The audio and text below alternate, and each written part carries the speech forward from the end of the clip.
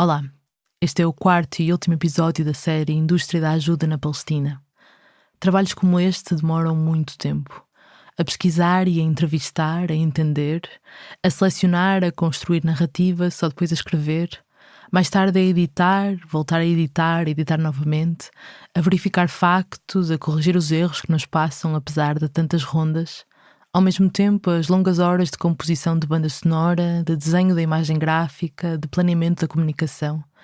Mais tarde vem a pós-produção no estúdio, a construção do desenho de som, o encaixe da música no texto, a mistura e a masterização. Ao mesmo tempo, o trabalho de vídeo e de animação, a criação de materiais gráficos e a construção das diversas vias que te trazem até este trabalho. O resultado são quase 150 páginas de guião, 5 horas de narrativa em áudio entre a Palestina, o Líbano e Portugal e um website com outras histórias. E só é possível fazermos este trabalho durante tanto tempo, com este processo tão obsessivo, graças às mais de 1.800 pessoas que fazem parte da comunidade Fumaça e mensalmente contribuem para que esta redação continue a existir. Se também achas que o que fazemos é importante, junta-te à comunidade Fumaça e faz uma doação em fumaca.pt/contribuir. De resto, já sabes que a tradução de inglês para português desta série está disponível em fumaca.pt e que as pessoas da comunidade já têm acesso a todos os extras, uma nova reportagem sobre o mundo humanitário e várias entrevistas feitas durante a produção desta série. Mas por agora fica com a jornalista Rafaela Cortês, desta vez não a partir da Palestina, mas em Lisboa. Reza a lenda, ou a piada, como preferirem, que um cientista famoso estava a dar uma palestra sobre a posição da Terra no universo. Quando acabou, uma mulher idosa no fundo da sala levantou-se e disse: "Essa teoria é um disparate. O mundo está apoiado nas costas de uma tartaruga gigante." O cientista sorriu e perguntou: "Se isso é verdade, onde está apoiada a tartaruga?"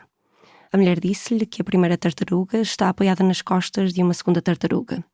O cientista persistiu: "E onde é que está apoiada a segunda tartaruga?" A mulher respondeu-lhe: "Não vale a pena, professor. É tartarugas por aí abaixo." Pode dizer-se que o mundo de ajuda ao desenvolvimento na Palestina é semelhante. Há um projeto, um orçamento e, digamos assim, tartarugas por aí abaixo. Olhemos para um caso em concreto.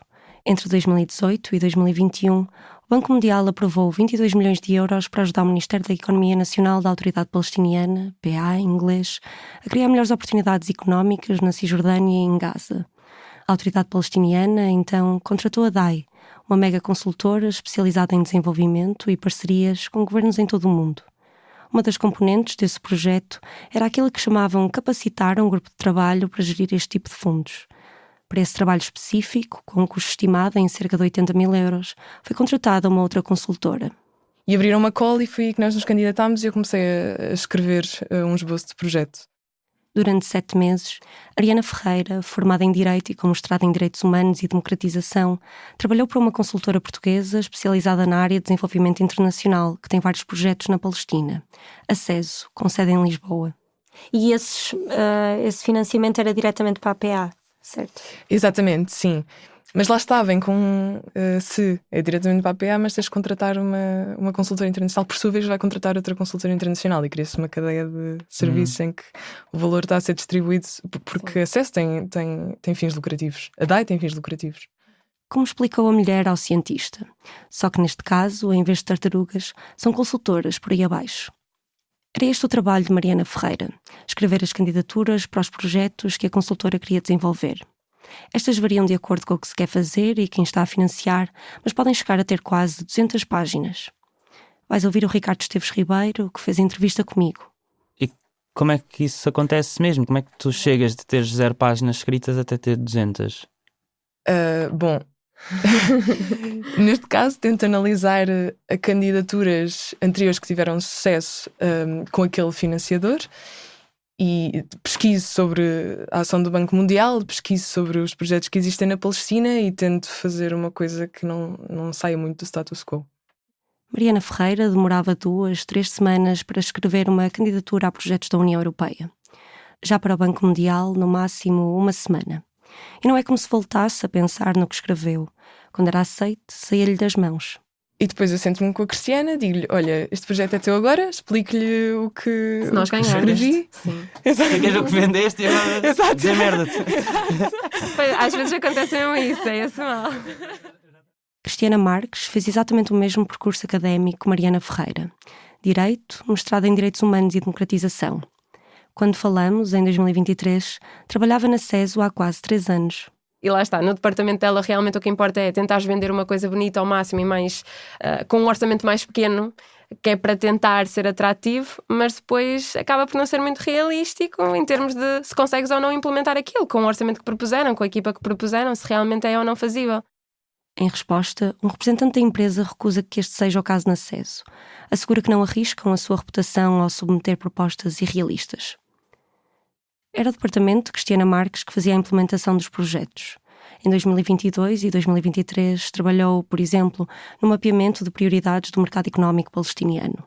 Ou seja, uma consultora com sede em Lisboa, responsável por analisar as dinâmicas de mercados financeiros e as áreas prioritárias de investimento de um território noutro continente, a 4.000 quilómetros.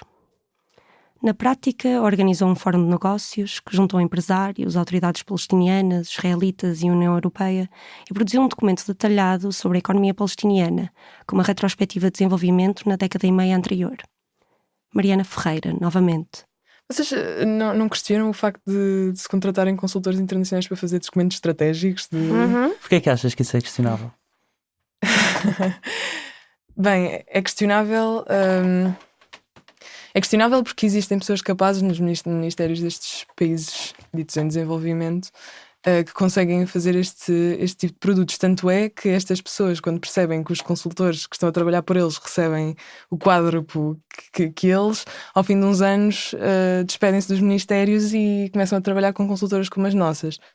Durante a hora e meia em que falamos, Mariana Ferreira e Cristiana Marques listaram uma série de práticas questionáveis deste sistema.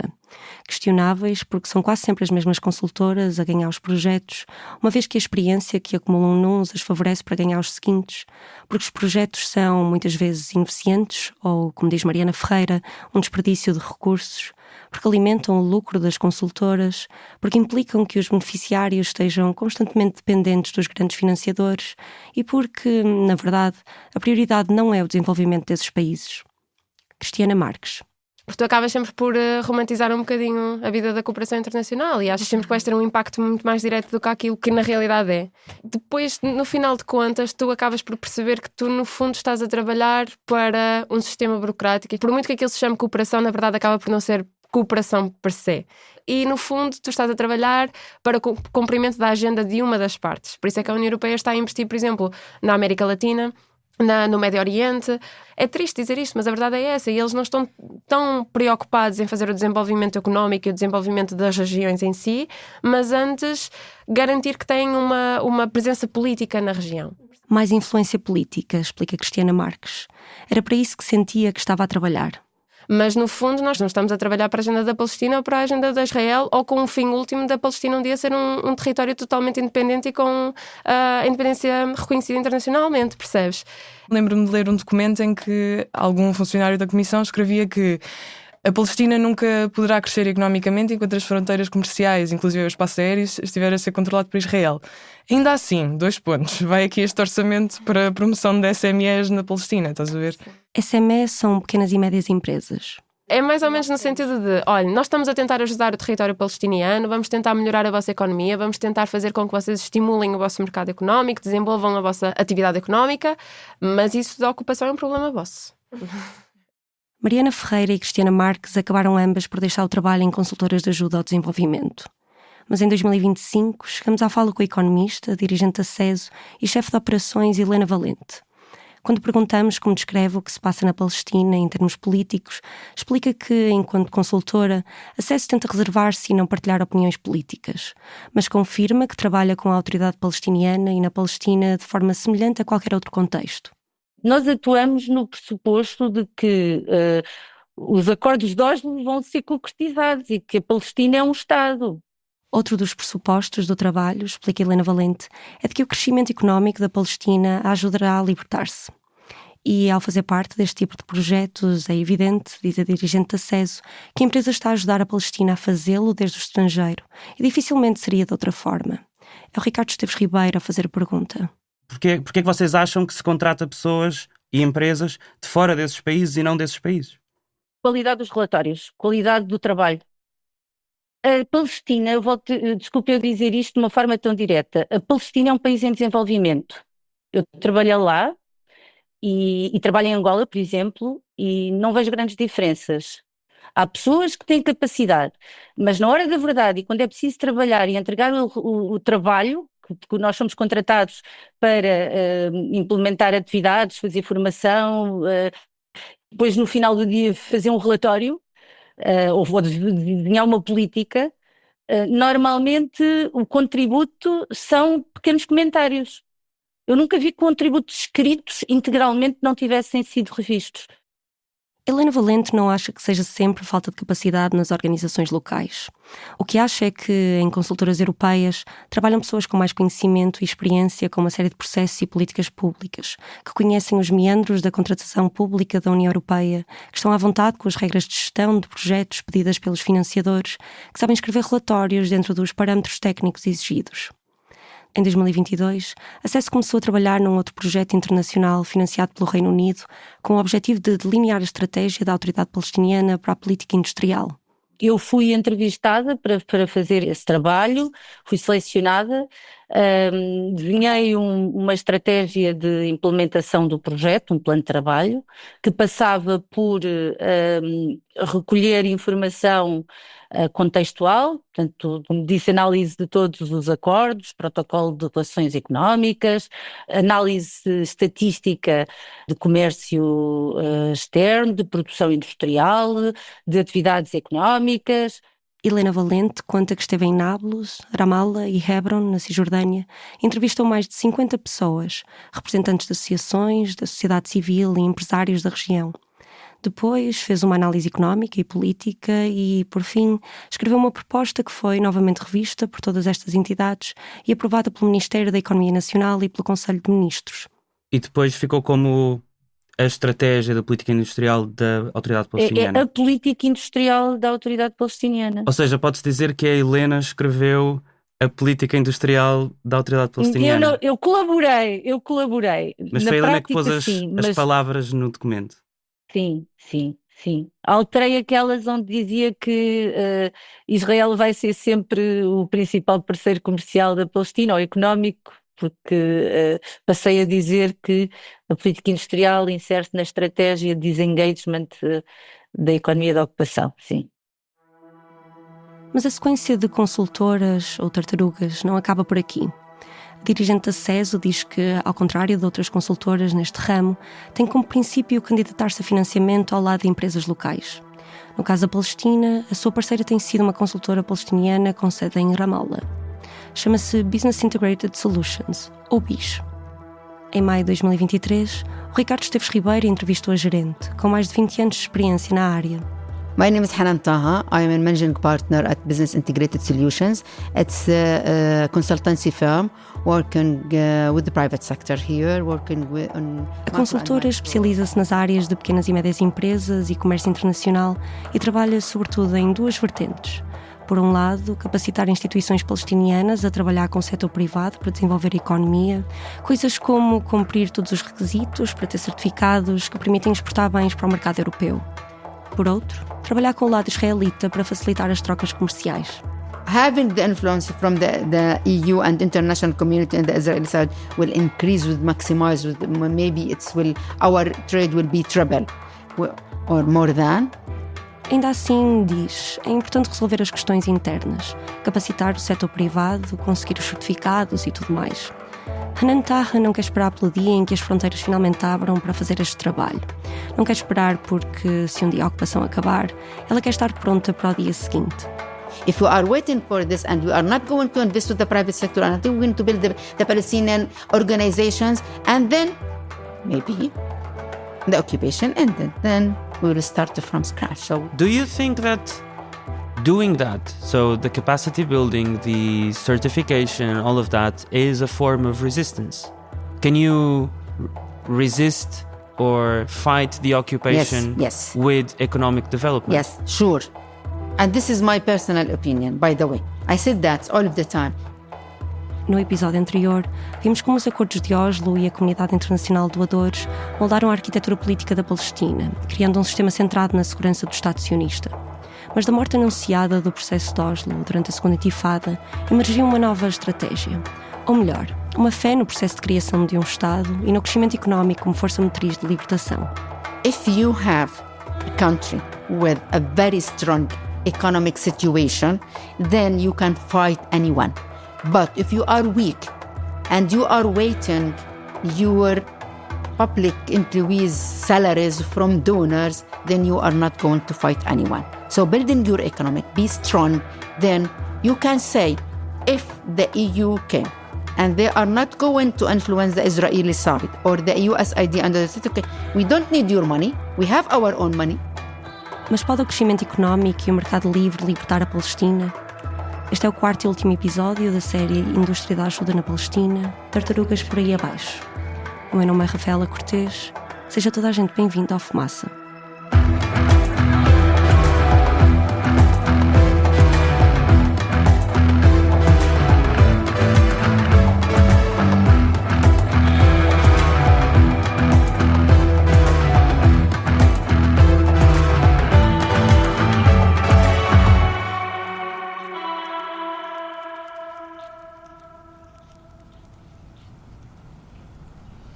Welcome to Rawabi. My name is Yazan.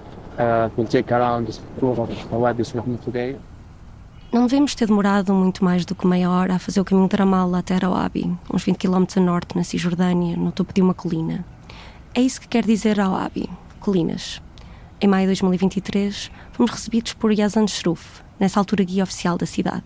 Rawabi is the first planned city in Palestine and is the biggest infrastructure and the biggest project in the history of Palestine. Private investment could be the solution to peace between the Palestinians and Israel. A multi-millionaire Palestinian-American businessman certainly thinks so. He's raised $1 billion to build Rawabi, the first ever planned Palestinian city. The first planned Palestinian city. Rawabi, the biggest private investment in West Bank history. O maior investimento privado na história da Palestina. Um custo de, pelo menos, 1,4 mil milhões de dólares. A Associated Press chamou-lhe um símbolo de orgulho, o Financial Times chamou-lhe a Cidade da Esperança. Muitas das coisas que li, no entanto, não eram propriamente positivas. Às vezes, basta mencionar Rawabi em conversas com pessoas palestinianas para receber um revirar de olhos. Rawabi pode ser muitas coisas. Um sonho das elites capitalistas, um projeto de normalização. Há quem até lhe chama um colonato palestiniano. Mas já lá vamos. How many people live here now? Roughly 5,000 people now. Out of the 22 neighborhoods that are in the master plan, we have finished building the 6th neighborhood. Estes 22 bairros foram desenhados para 25 mil pessoas, mas o plano é que 40 mil pessoas possam viver em Rawabi. E essa visão é de um homem. The Palestinian-American businessman Mr. Bashar Masri is the founder and the visionary of the city. The street named after him. Yes, exactly. Bashar Masri is fed up waiting for the politicians to build a Palestinian state. And we're in a hurry. I am in a hurry. Bashar al-Masri é uma das pessoas mais ricas da Palestina. Está envolvido em vários setores, mas é pelo desenvolvimento imobiliário que é mais conhecido. Desenvolveu projetos em Marrocos, Egito, Líbia, mas foi com os acordos de Oslo que decidiu voltar à Palestina. Em 1994, criou a empresa Massar International, da qual é CEO, e ao longo dos anos seguintes esteve envolvido em projetos de consultoria com organizações internacionais como a USAID, Banco Mundial, a União Europeia, o Programa das Nações Unidas para o Desenvolvimento, mas também bancos locais e organizações governamentais palestinianas. Em 2007, fundou a empresa que, 4 meses depois, assinaria um acordo com a Autoridade Palestiniana para o desenvolvimento de Rawabi e, 1 mês depois disso, anunciou a parceria com o braço imobiliário do governo do Qatar, a Qatar Ediar. This is Qatar Mosque, and it has the Umayyad architecture style and can have up to 3,000 worshippers. The building with the red lights on it is Rawabi English Academy. It's a private school and it teaches the Cambridge curriculum from early stages. Now we're entering inside one of the neighborhoods. It's now tiling, not asphalt, to force vehicles to slow down and to give the pedestrian feeling. As you can notice around us, the pocket gardens, the corner gardens, sometimes outdoors gym equipment, corner playgrounds. Apesar da pedra de calcário usada em quase toda a Cisjordânia, os prédios não são aquilo que se espera de uma cidade palestiniana. Tem linhas minimalistas, fachadas sóbrias, todas iguais, sem os típicos reservatórios de água nos topos. Continuamos a visita. Uma rotunda chamada Esperança, um hub tecnológico, um anfiteatro ao estilo romano capaz de sentar 22 mil pessoas e a maior área recreativa pública da Palestina. People can come and barbecue. A lot of people here come for photo shoots, wedding photo shoots. Anyone can come, basically. Over there is, behind us is Rawabi Extreme. It's not so extreme, it's a friendly family thing. We call it Rawabi Extreme. It has the zip line, bungee jump, off-road buggies, wall climbing. And over there we have the Bedouin tents for the events like weddings, company retreats, and we have a winery. O guia deixa-nos no Q Center, que é de Qatar. Aqui estão os escritórios, os restaurantes e as lojas que não se encontram em mais nenhum lado da Cisjordânia. Armani, Swarovski, Levi's, Lacoste. Sentamos-nos num café com esplanada, numa plaza praticamente vazia, que podia ter sido tirada de uma capital europeia. No menu, filé mignon, entrecote, waffles belgas e cheesecake de Nova York. Nas colunas, êxitos pop dos anos 90, como o clássico dos espanhóis Los Del Rio, Macarena, ou Wannabe, da banda britânica Spice Girls.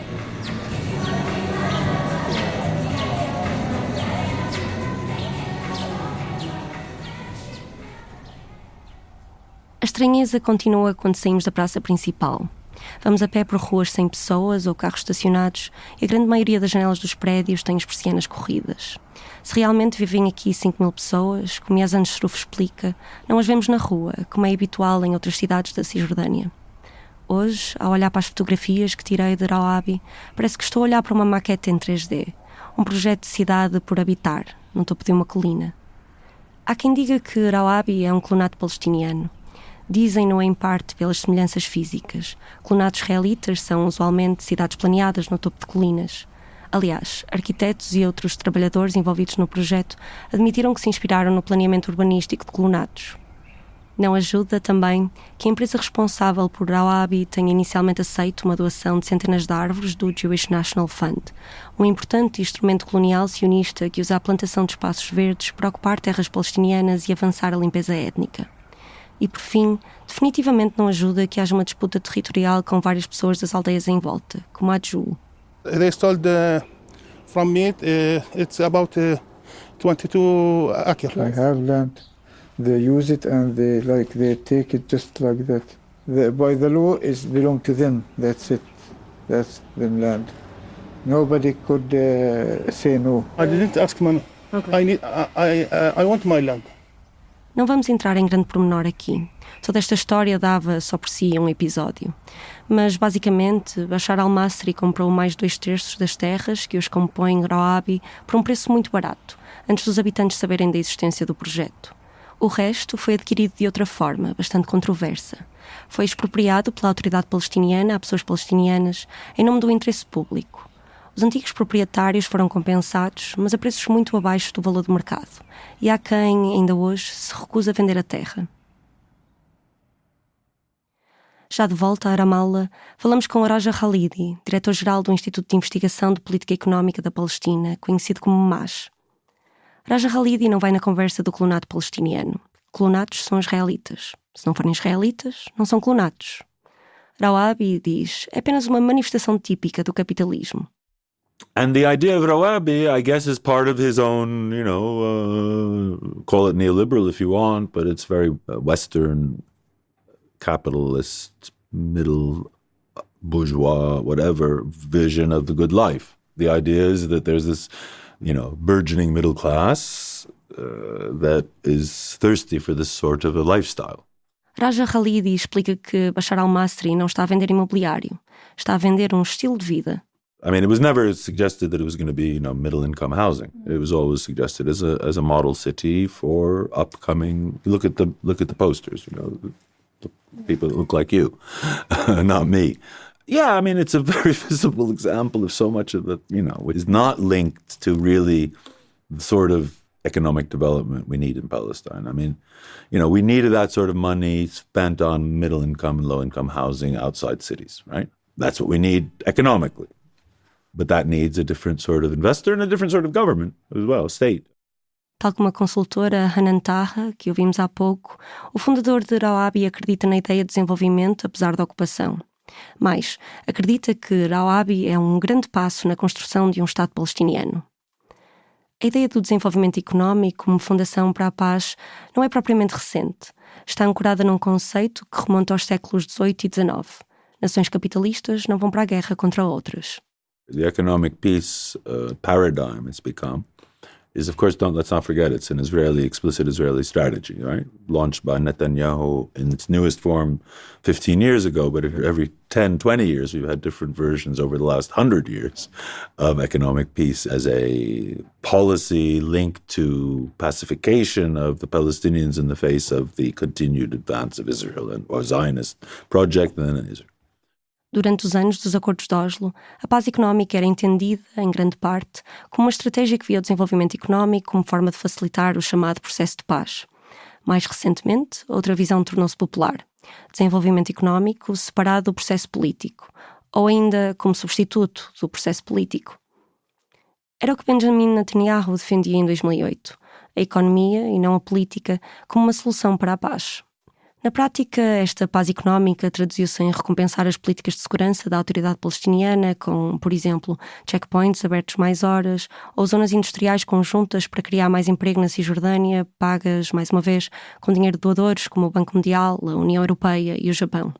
In this case, economic peace, it's a one-way street. So it's Israel's substituting serious political engagement with economic facilitation. Luckily, they're not even pretending to care about economic peace. On the contrary, they're quite happy to pursue economic war.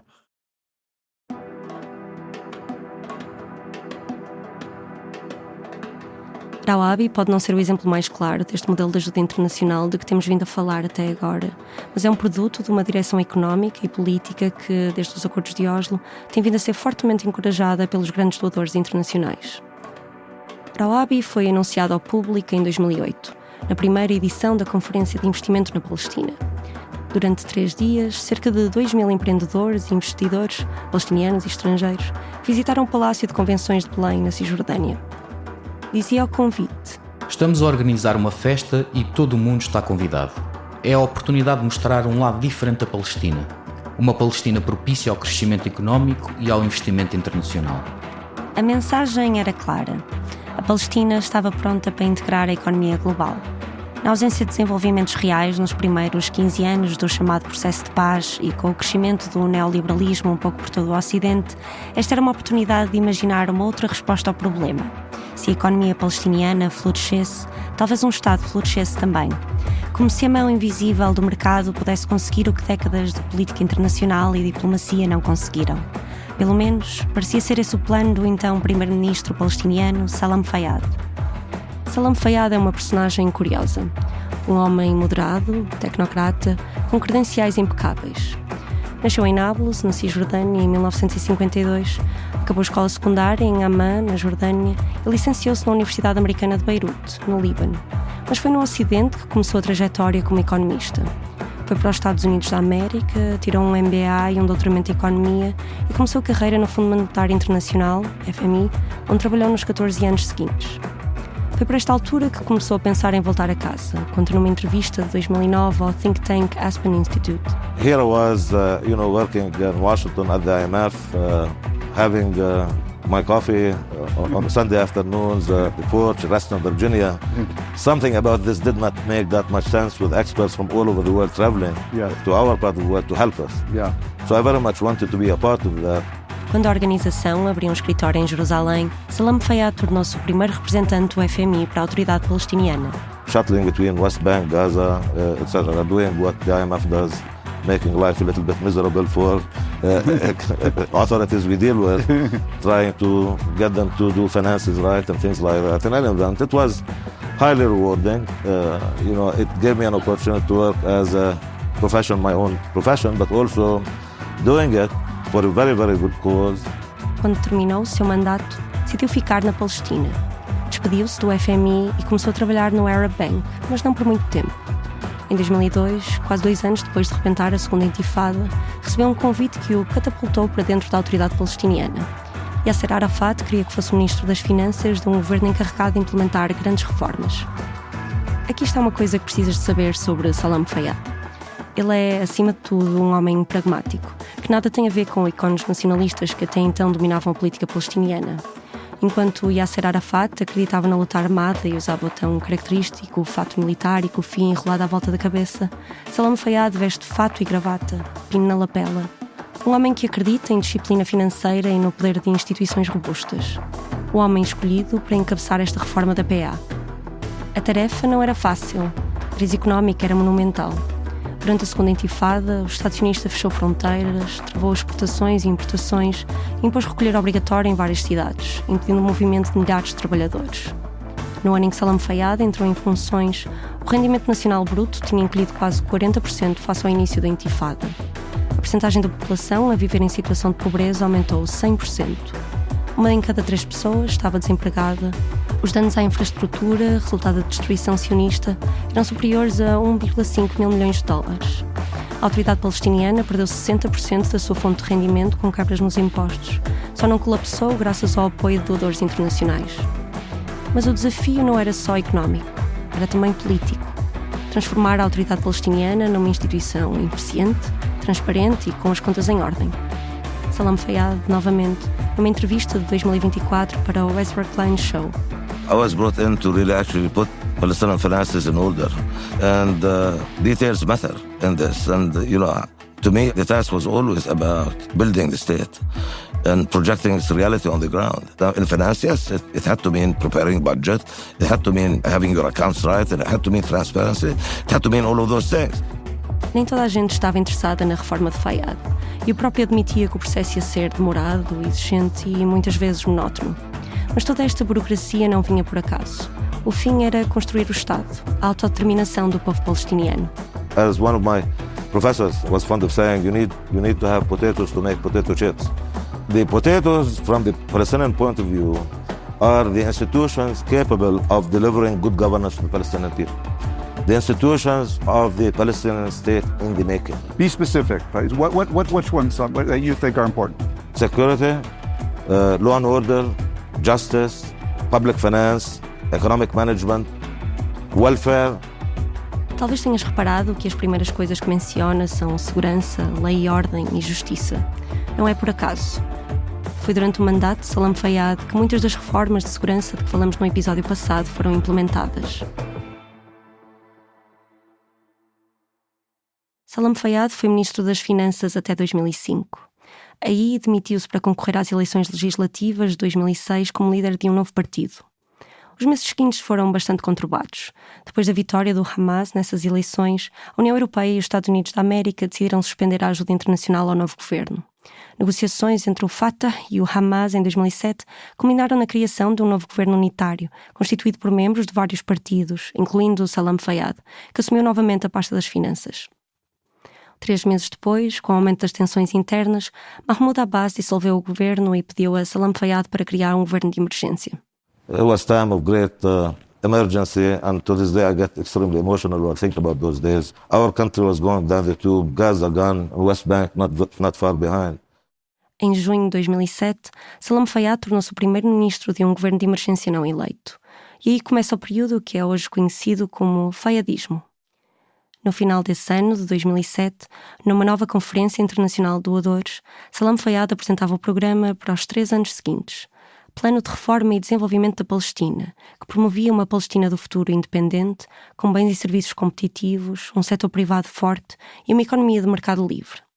Na prática, consistia numa reforma do setor das forças de segurança, numa série de medidas de austeridade para reduzir as despesas da autoridade palestiniana e um programa para modernizar a administração pública e a gestão financeira.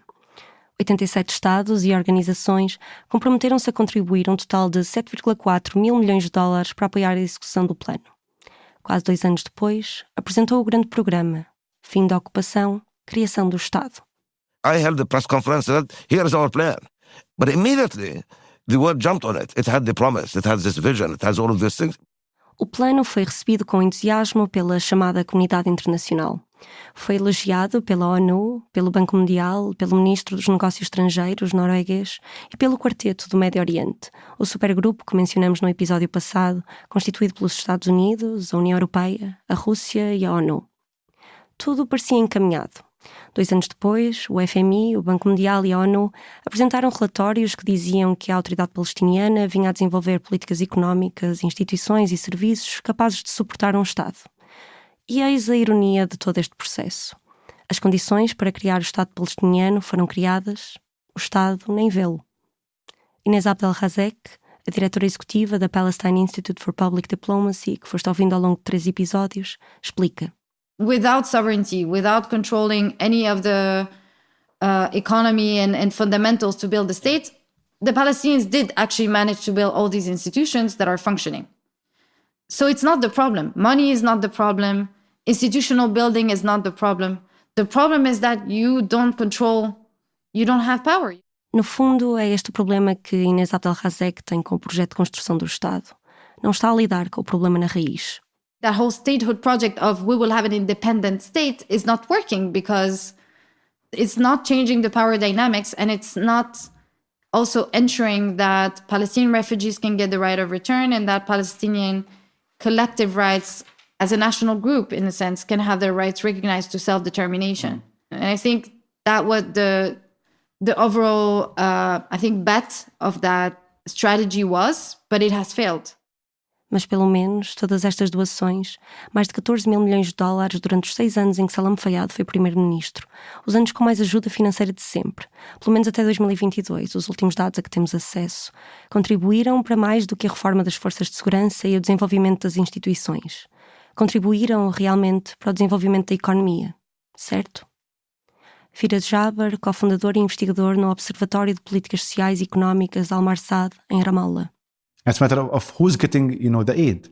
Is it the regular Palestinian or is it, luxurious cars, security forces, fancy trips, huge buildings and so on, People are getting loans from the banks, to buy cars because Salam Fayyad ordered the banks to give more loans to consumption instead of production. And this was like a very well-planned decision. Because all of this money coming to the country ended up in the banks as salaries, So the banks took the money, gave them as loans. So the employees of the PA and I would say small employees, like most of them, ended up by spending more on cars or buying apartments. Empréstimos para comprar carros, apartamentos, mobília para esses apartamentos, até para ir de férias. Há mais Range Rovers em Ramallah do que em Israel inteiro, disse-nos em jeito de brincadeira Saleh Hijazi, que ouviste há uns episódios a falar da experiência que teve na Amnistia Internacional. Não sei muito sobre carros, em geral, ou Range Rovers em particular, mas sei que de 2007 a 2013, enquanto Salam Fayyad foi primeiro-ministro, a dívida privada na Cisjordânia aumentou 142%. E essa dívida financiou maioritariamente 4 setores. Consumo, é aqui que entram os tais Range Rovers, imobiliário em construção, comércio e serviços. O setor do consumo, por exemplo, de 2008 a 2013, cresceu 820%. Firas Jaber. Eventually, it's reshaped the whole economy to become service-oriented, eventually. We're not producing much. We're producing less than we were producing before 20 years, because of that.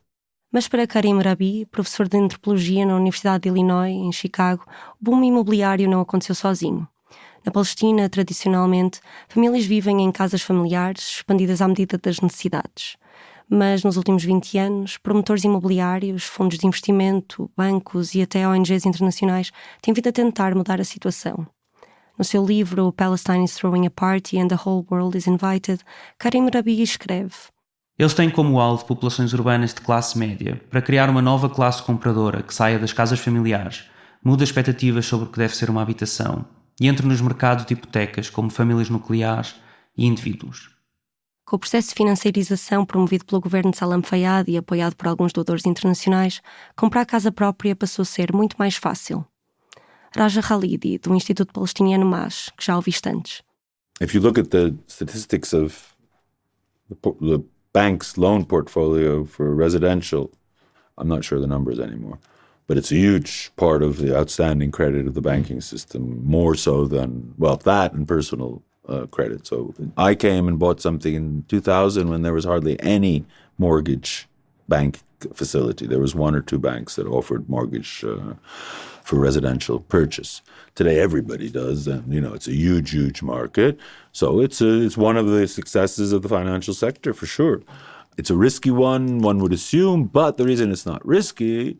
So we're talking about the outstanding credit in the hands of young or other homeowners, mortgage, is probably half of them are government employees. Isto assenta na premissa de que a autoridade palestiniana continua a pagar salários, uma função que é historicamente apoiada pela comunidade internacional de doadores, mas que nos últimos anos tem sofrido oscilações, cortes e atrasos. So as long as the government pays salaries, then the banks are okay. They don't see it as a risk. Tudo isto acontece no rescaldo da maior crise financeira das últimas décadas, a crise de 2008, desencadeada, em grande parte, pela concessão desenfreada de créditos imobiliários. Sam Bahour, consultor de negócios palestiniano e atualmente diretor do Arab Islamic Bank, chamou este período uma alucinação económica. Escreveu: Precisas de um empréstimo para estudantes? Sem problema. Um empréstimo para um carro? Simples. Queres casar? Quanto é que precisas? Uma casa? Por que arrendar quando podes comprar? E continua: É suposto estarmos a remover a bota de uma ocupação militar enraizada nos nossos pescoços, enquanto construímos um Estado que precisa de uma fundação económica para o servir. Então, o que é que uma fundação económica precisa para servir um futuro Estado soberano? Mais cafés? Um supermercado maior? KFC? Mais um hotel? Firas Jaber, investigador no Observatório de Políticas Sociais e Económicas Al-Marsad, novamente. And now this is why Ramallah is almost expensive as Europe, while the farmers and the real producer are not getting support by the US aid or by the Europeans, so they're not getting their, so they are attracting more people to Ramallah, more people as employees of the PA, of the private sector and of the NGOs, definitely, and they are used to this kind of level of life, which is some kind luxurious, I would say, middle class, upper middle class level, and they want to send their kids to the private school. You want to have dinner, fancy dinner, so we have more fancy restaurants, with English menu only, Confesso, a minha primeira noite em Ramallah fui direitinho a um desses restaurantes fancy com menu em inglês. Isso e um bar que era claramente o ponto de encontro para muitas das pessoas de que Firas Jaber fala. Gente de classe média alta, trabalhadores de ONGs internacionais, os ditos expats. Foi nessa viagem em Ramallah que conheci Yara Hawari, co-diretora do Centro de Estudos Palestiniano Al-Shabaka, que tens vindo a ouvir nos últimos 3 episódios.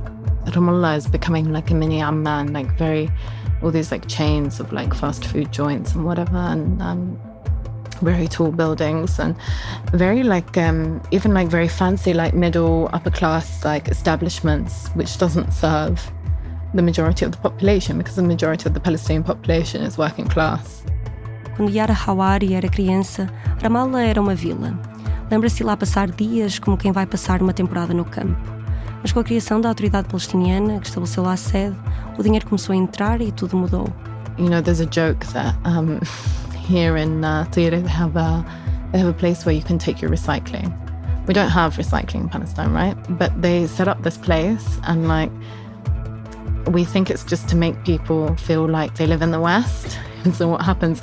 So we think that they just take the recycling and just put it in the dump. Para Yara Hawari, a cidade de Ramallah é um projeto da autoridade palestiniana e, portanto, um projeto da comunidade de doadores ocidental. It's what they want to be the capital of the Palestinian state. And so obviously it's injected with a lot of money. They give it a brush of paint. They try and make it look nice so that when diplomats and delegations come to Ramallah, they only see the nice parts and they think, what? Oh my God, this is a state. This is it's a capital. It's a Middle Eastern capital. They don't see the refugee camp that's just behind the nicely painted wall. They don't see the slightly more working class areas. So Ramallah is very different to the rest of Palestine. Mas mesmo na coqueluche da autoridade palestiniana, algo não muda. O crescimento económico não consegue apagar a realidade colonial. A qualquer momento, o exército sionista pode invadir a praça principal com bombas de gás lacrimogéneo, destruir infraestruturas no campo de refugiados, invadir casas para prender ativistas ou destruir escritórios das ONGs que ali trabalham. Diz Ibrahim Shikaki, professor de Economia e analista do Centro de Investigação Palestiniano Al-Shabaka, não há soluções económicas para problemas políticos. A paz económica não ajuda os palestinianos, apenas enraiza o status quo.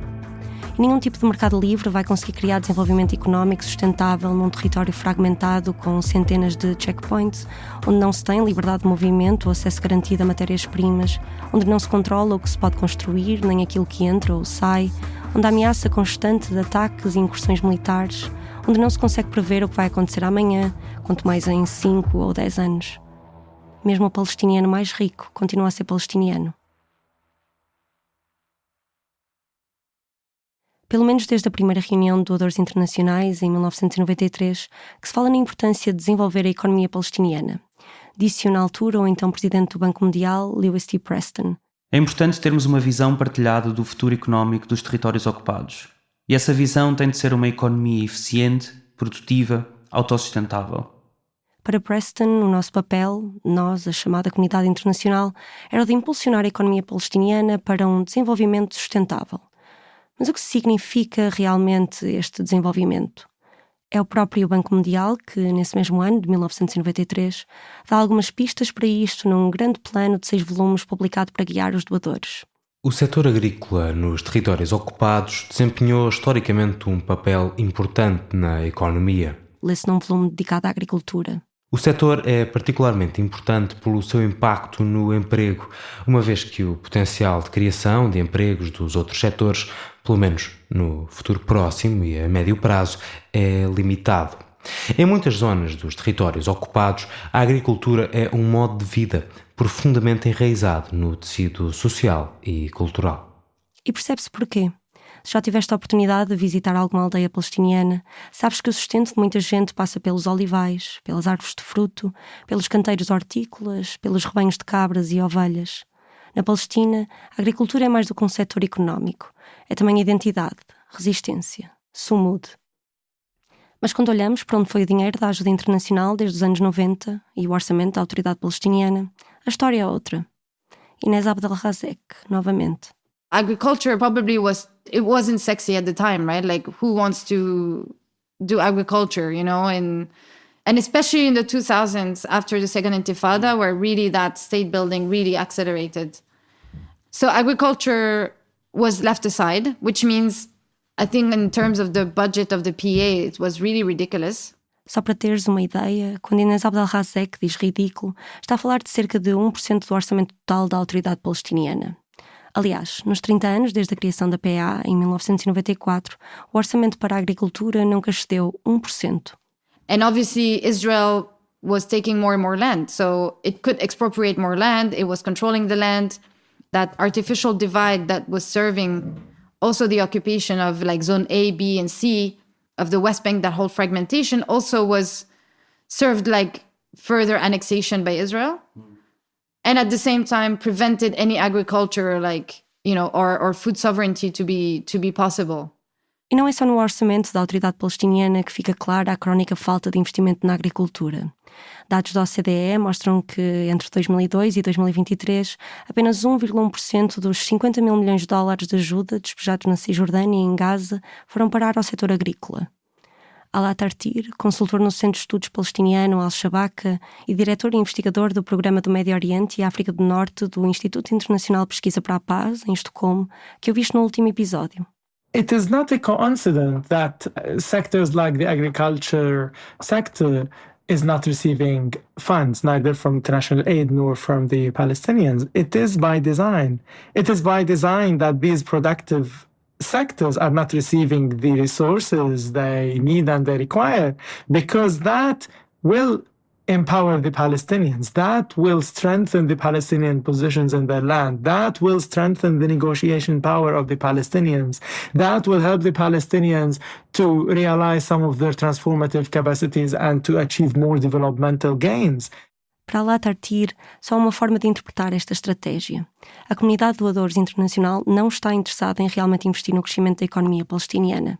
This is why any investment in sectors, in areas that changes the power dynamics in the favor of the Palestinians are not areas that are particularly considered by the international aid money or even the Palestinian Authority money. Look how much or how little of aid or budget goes to Palestinians in Area C, or to agriculture sector, or to productive economy, or to any projects or schemes that allows the Palestinians to claim agency even in the economic domain. So all of that is part of the design of dominance and control. Não é apenas a negligência do setor agrícola, é também das políticas sociais, de desenvolvimento industrial e comercial.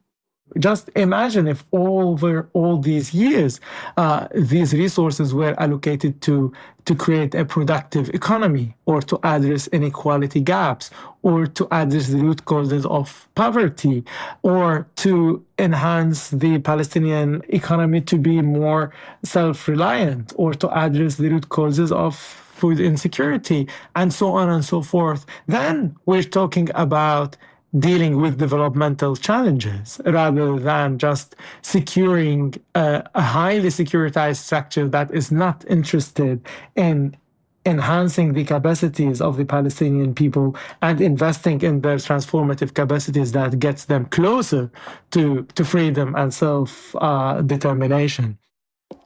É o que Alaa Tartir chama paradoxo da ajuda. Desde 1993 já foram transferidos mais de 50 mil milhões de dólares em assistência à Palestina, mas isso não se traduziu numa melhoria das condições de vida em Gaza e na Cisjordânia. Em 1993, o desemprego era de 10,7%.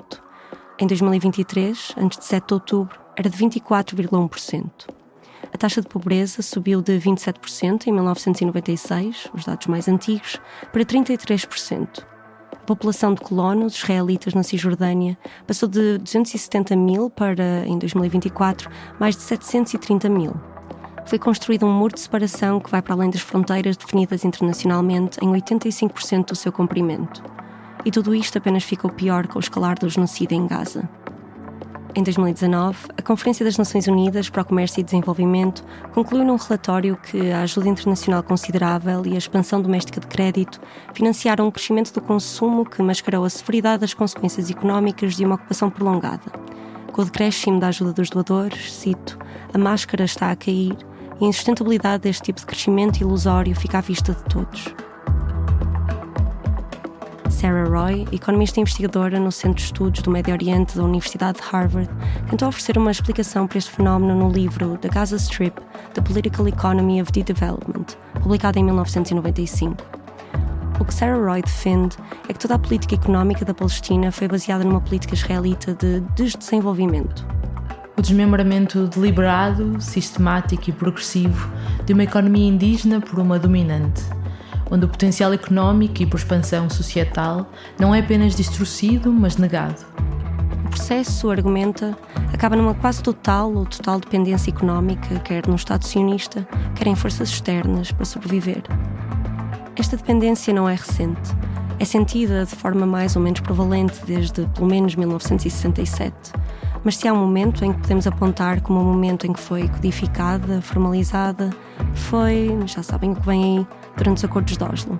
Of course, Palestinian independency was designed as part of Oslo Accords. Alaa Tartir, novamente, que há décadas estudou o impacto da ajuda internacional na Palestina. Resembles anything related or close to independence or autonomy or sovereignty was really not on the table from Israeli perspective here, because that would change the power dynamic. That could bring the Palestinians closer to their self-determination and freedom. And the economy was part of that. There was no interest, no intention of the designers of the Oslo Accords, despite the rhetoric there, to build a sovereign, independent Palestinian economy. E onde essa dependência económica ficou desenhada, defende Alaa Tartir, foi no Protocolo de Paris, de 1994, o braço económico dos Acordos de Oslo. It was by design contained by the Israeli one, under this neoliberal rationale that there will be a trickle-down effect in the sense that the Israeli economy is a stronger economy, is a larger economy. Because of that, then it will have some positive trickle-down effect that will lift the Palestinian economy, that will bring some dividends. Em meados dos anos 90, chamaram-lhe os dividendos da paz. This rationale proved over and over again that it's flawed. It's fundamentally flawed because here we're not talking about any intention of empowering the Palestinian economy to be a viable economy that is able to help the Palestinians in their journey to freedom and to self-determination. It is by design to keep the Palestinian economy dependent and contained, dependent on the Israeli one and contained by the Israeli one and dependent on the international donor funds. O Protocolo de Paris criou uma política em que Israel define e controla a moeda utilizada em toda a Palestina ocupada, o shekel, em que Israel controla o comércio alfandegário em todas as fronteiras, em que Israel controla as importações e exportações, em que Israel controla que trabalhadores palestinianos podem trabalhar do seu lado e define os impostos de rendimento, em que Israel recolhe o IVA e outras taxas para depois, teoricamente, os transferir para a autoridade palestiniana, depois de descontada uma parte. Na prática, este protocolo tornou-se uma arma política. So that whole idea of dependency on aid, but also on the Paris Protocol to transfer the taxes to the Palestinian Authority, put the Palestinian Authority in a very bad, weak negotiation position that can easily be blackmailed whenever it resists the overall control structures. A autoridade palestiniana portou-se mal? É preciso fazer pressão política ou diplomática? Israel não transfere o valor dos impostos. Às vezes dura apenas uns meses, às vezes anos. Os motivos variam. A erupção da Segunda Intifada, por exemplo, ou quando a Palestina se tornou um Estado observador não membro da Assembleia Geral da ONU, em 2012, ou ainda quando aceitou a jurisdição do Tribunal Penal Internacional, em 2014. E não estamos a falar de uns trocos de bolso. Estima-se que, mensalmente, esta quantia corresponde ao valor entre 60% e 70% de todo o rendimento da autoridade palestiniana. O que significa que, sempre que o dinheiro é retido, não há forma de pagar por completo os salários dos cerca de 200 mil funcionários públicos. O Protocolo de Paris criou uma quase total dependência fiscal da autoridade palestiniana na potência ocupante e na ajuda constante da comunidade de doadores. Ephraim Kleiman, um dos conselheiros económicos séniores da delegação israelita que desenhou o protocolo, comparou o acordo, mais tarde, à legalização de um casamento forçado. And of course, the counter-argument would say that this was supposed to be only for 5 years and then the Palestinians would take agency and move on and build their independent economy. But I think the realities on the ground and the facts speaks louder. These 5 years, they were supposed to be in 1999, and if anything, the Palestinian economy is even more entrenched in its dependency on the Israeli one. No último episódio, falamos da primeira Conferência Internacional de Doadores de 1993, onde se reuniram delegados de mais de 40 países e instituições para falar do papel da comunidade internacional depois da assinatura do primeiro dos Acordos de Oslo. Lá definiram-se os 3 objetivos para guiar a intervenção dos doadores: apoiar o processo de paz, desenvolver as instituições palestinianas e contribuir para o desenvolvimento sustentável da economia. 30 anos e mais de 50 mil milhões de dólares depois, defende Alaa Tartir, nenhum foi realmente atingido. When we have an aid system and aid industry that is not interested nor capable or willing to challenge these structures of powers that are a clear derivative and a clear consequence of the overall structure of Israeli occupation, then that aid becomes part of the problem. It is definitely not part of a liberation process, or aid delivery is not a liberating process, but rather another tool for domination that needs to be resisted, that needs to be corrected, that needs to be reinvented in order to deliver better and more effective aid. E o que é esta intervenção internacional eficaz de que Alaa Tartir fala? I'm not saying that, okay, let's scrap this all out and let's start new, because it doesn't work like that. The international community first needs to acknowledge all the different harms that they've been causing over the years and engage in a process on how to bring corrective measures to that, how to bring more accountability, and how to listen to the Palestinians. There are really many initiatives from different sectors, from the agriculture sector to the cultural sector to the economic sector, that aims mainly to empower the Palestinians as a way to change the power imbalances. But what is needed for that alternative framework to be built is also to have a leadership with a different vision. It has to be locally built. It has to be from the bottom up. Uma intervenção que apoia as comunidades locais, onde as prioridades são decididas pelos palestinianos e não pelas grandes ONGs internacionais, pelo Banco Mundial ou pelo Quarteto do Médio Oriente.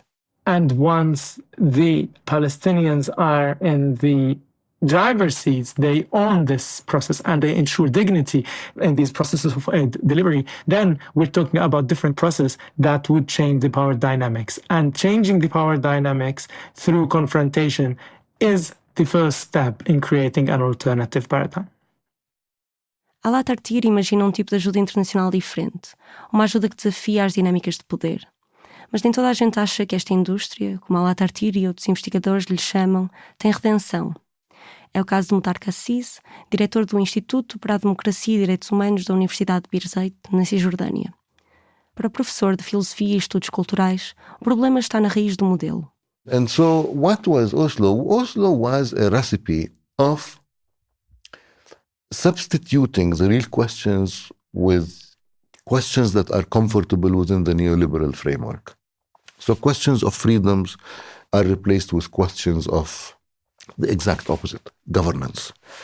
Yeah, questions of health and prosperity are replaced with questions of ability to be exploited, i.e. jobs, and international aid. Com essas mudanças de perguntas de partida, substituem-se as aspirações coletivas pela libertação de uma ocupação colonial por questões de gestão ou financiamento. You know what the first act that the donors did in Palestine after 1994 was? Privatize garbage collection in the poorest area of the poor Gaza. Em 1994, a maior agência de desenvolvimento alemã, GIZ, na altura GTZ, começou um projeto de gestão de resíduos em Deir al-Balah, uma das zonas mais pobres de Gaza. Mais tarde, Muhtar Cassis esteve lá em trabalho.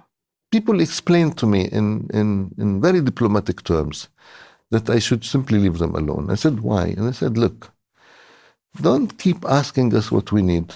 We don't have schools, we don't have a clinic, we don't have a hospital, we don't have roads, we don't have a sewage system, we don't have clean drinking water. Why do you keep asking what we need? Stop asking. Parem de perguntar o que precisamos. Deixem-nos apenas em paz, diziam. In that particular area, GTZ started a project of privatizing garbage collection. Yeah? It's not clear even where to collect the garbage from. Para Muhtar Cassis, a indústria da ajuda tornou-se uma espécie de versão contemporânea e, muito pior, da missão civilizadora. A ideologia que defendia o dever dos povos, que se chamaram a si brancos, civilizar os povos que consideravam primitivos e que serviu de fundação para impérios coloniais como o português durante séculos. You know, under the idea of the civilizing mission, there was some sort of a duty. The problem with aid is that it looks like a charity. You don't have to do it. You're really good. You're really nice, and that's why you give some charity. Instead of aid becoming a way to sort of pay back what has been taken from the Global South, it became a way to ensure that the sucking of the Global South keeps going on, so on and so forth. Aliás, ao longo dos anos, vários investigadores tentaram perceber o efeito da ajuda internacional na economia israelita. As análises mais recentes estimam que cerca de 87% da ajuda internacional acaba, direto ou indiretamente, no Estado sionista, um número que tem vindo a aumentar com os anos. Eis o retrato possível da indústria da ajuda na Palestina. E chamemos-lhe realmente indústria, já que estamos a falar de um sistema que move milhares de milhões e que envolve centenas de partes, de doadores a agências governamentais, de grandes ONGs internacionais a consultoras privadas. Uma indústria que se diz neutra, que se recusa a lidar com o elefante na sala e que, apesar de todas as provas em contrário, age como se os acordos de Oslo tivessem significado o fim da ocupação. Uma indústria que impõe condições para a ajuda que oferece, fragmentando, despolitizando e burocratizando a resistência. Uma indústria que, por trás de uma linguagem de state building, não só não construiu qualquer Estado, como forçou a dependência económica com o ocupante. Uma indústria que, 30 anos depois de ter sido criada, não só não conseguiu ajudar as pessoas palestinianas a chegar mais perto da libertação, como as deixou ainda mais longe. E o que pagaram os 50 mil milhões de dólares gerados por esta indústria? Uma coisa é certa. Em parte, pagou a manutenção da própria ocupação.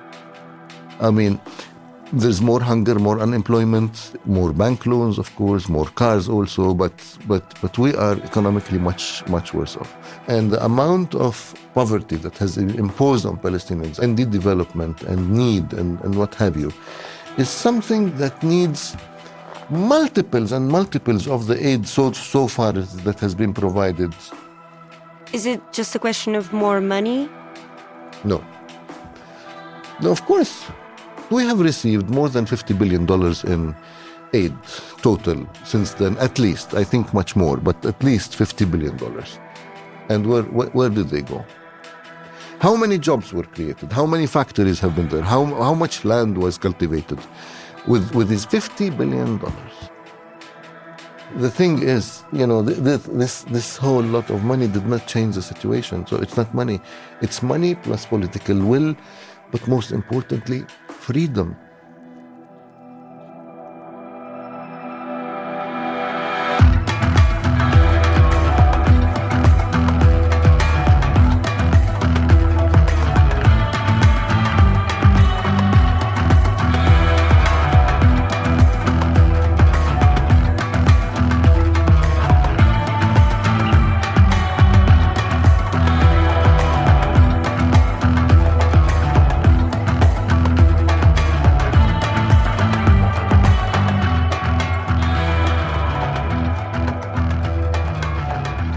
Acabaste de ouvir o episódio Tartarugas por aí abaixo, o quarto e último da série Indústria da Ajuda na Palestina.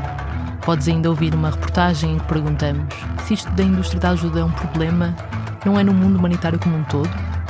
Para a semana publicamos Um Penso Rápido, este novo episódio onde 6 trabalhadores humanitários refletem sobre ajuda, colonialismo e dependência. Se fazes parte da comunidade Fumaça já tens acesso a esse episódio e mais uma série de entrevistas extra no teu e-mail. Com este quarto e último episódio podes ouvir as entrevistas completas com Raja Khalidi e Yara Hawari no canal Extras Fumaça na tua aplicação de podcasts e em fumaca.pt. A Rafaela Cortês investigou, escreveu e narrou esta série, viajou e fez as entrevistas com o Ricardo Esteves Ribeiro. O Ricardo editou o texto deste episódio. O Bernardo Afonso tratou de todo o trabalho de som, compôs e interpretou a banda sonora que estás a ouvir. A Maria Almeida fez verificação de factos. Joana Teresa Batista desenhou a identidade gráfica e uma série de visualizações de dados que podes encontrar em fumaca.pt.